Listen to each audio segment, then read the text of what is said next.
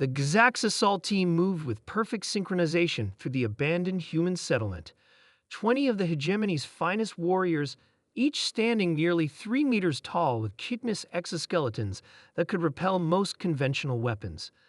They had conquered 17 worlds across 3 star systems without a single casualty. Commander Kivaz raised a clawed appendage, halting his squad's advance.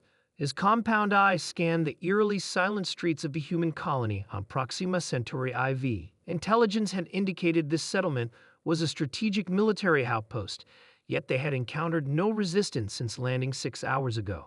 Sensor readings? Kavaz clicked to his second-in-command. Nothing, Commander. No life signs within detection range. Cecile's antennae twitched nervously, but something feels wrong. The Gazaks had expected more from these humans.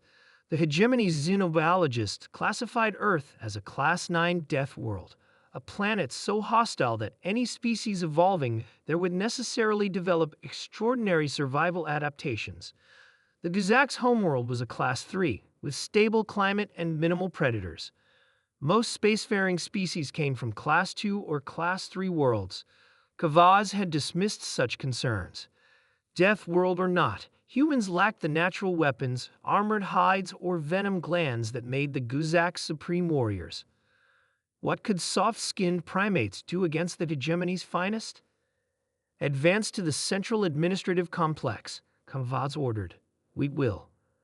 The first explosion took out 3 warriors on the right flank. Not a plasma detonation or antimatter burst. Primitive chemical explosives, buried beneath the pavement. Before the dust settled, projectiles began striking the squad from multiple directions.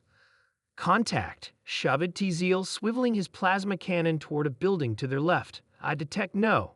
His head exploded in a spray of green ichor. Kavaz ducked behind a low wall, mandibles chattering in confusion. Their advanced sensors detected nothing, yet his warriors were falling.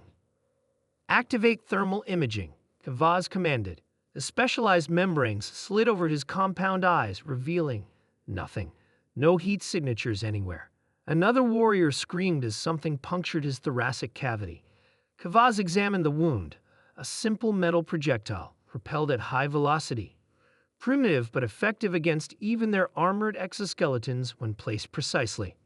They're using projectile weapons with no energy signature, Kavaz realized aloud, and firing from concealed positions. The squad attempted to regroup, but more explosions fragmented their formation. 3 warriors charged toward a building where shots seemed to originate, only to be cut down by crossfire from an entirely different direction. Kavaz's communication officer collapsed beside him, hurgling as fluid filled his breathing tubes. The humans, he gasped, they've been here all along. 17 minutes after first contact, 15 of his 20 warriors lay dead or dying. Kavaz had never seen such efficiency, such tactical precision. His remaining warriors huddled behind cover, their confidence shattered. That's when the first human finally revealed himself, stepping from a hidden tunnel entrance, so well disguised that Kavaz's sensors had registered it as solid ground.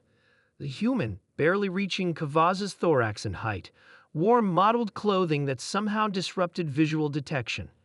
His face was partially covered in pigments matching the surrounding environment. This is Lieutenant Chen, United Earth Defense Force. The human spoke calmly into a communication device. Enemy force neutralized, ready for prisoner processing. More humans emerged from buildings, drainage pipes, and concealed bunkers, places the Gazak scanners had shown empty. Some descended from rooftops on ropes, others seemed to materialize from walls that weren't walls at all. One approached Kavaz, weapon trained on the commander's vital organs with practiced precision. Your species evolved on a garden world, the human said matter-of-factly. Ours didn't give us the luxury of natural weapons or armor. We had to become something else entirely. Kavaz's translator struggled with the human's next words. Welcome to urban warfare, bug. This is just our basic training scenario. 3 solar cycles later, Supreme Hierarch Vizukat reviewed the mission recordings with growing horror. Only Kavaz had survived to be taken prisoner, his neural implant transmitting everything he witnessed back to the hegemony command. Impossible. The hierarch whispered as advisors played footage from the human detention facility where Kivaz was being held. Two human soldiers were conversing, unaware their words were being recorded and translated. "Can't believe they just marched down the main street in formation," one said, cleaning his primitive projectile weapon. "No recon, no counter-surveillance, nothing." "What'd you expect?" "Garden Worlders," his companion replied. "Never had to worry about predators during evolution. No concept of true combat. This wasn't even our advanced urban warfare package." True. No building-to-building fighting, no sewer insertion teams, no civilian extraction complications. Command called this a basic engagement scenario for the new recruits. The hierarch signaled for the recording to stop. The implications were clear. This wasn't even the humans' advanced combat doctrine. This was what they considered elementary. "Issue Imperative Order 47 Alpha," the hierarch announced to his stunned council. "All forces are to withdraw from human-controlled space immediately. Reclassify Earth as a Class 10 death world. Begin peace overture preparations." For the first time in 8,000 cycles, the Kazak's hegemony would seek terms rather than conquest. Some threats were simply not worth engaging. In his cell, Commander Kavaz had reached the same conclusion. The humans hadn't even considered this a real battle, just basic training. He shuddered to think what an actual human military engagement would look like. The hegemony had made a terrible mistake awakening this species, one he hoped they would survive.